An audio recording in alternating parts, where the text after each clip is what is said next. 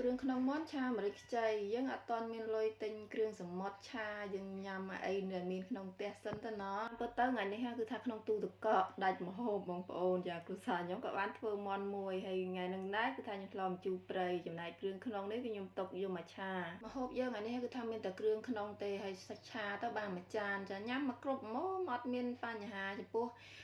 កសោមពងហើយនឹងពងនេះខ្ញុំយកទៅស្ងោរវាឆ្អិនសិនចាពងអីហ្នឹងគឺថា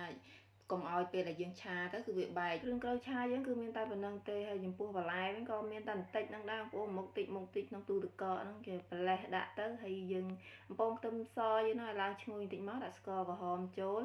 ចាឆាវាឡើងឈ្ងុយបានដាក់សាច់ចូលចាក់ទឹកត្រីចូលឆុលតែម្ដងដើម្បីឲ្យវាមានក្លិនឈ្ងុយឆាចុះឆាឡើងមកសន្ទុះបើយ៉ាងបន្ថែមគ្រឿងចូលមានប្រេងខ្យងម្សៅស៊ុបរ៉ូឌីប៊ីចេងឆាចុះឆាឡើងឲ្យសាច់ហ្នឹងដាច់ទឹកព្រៃសិនដើម្បីសាច់យើងមានក្លិនឈ្ងុយហើយបាទខ្ញុំដាក់បន្លែណាដែលរឹងជាងគេចូលហើយមុនដំបូងគឺថាដាក់ការ៉ុតចូលសិន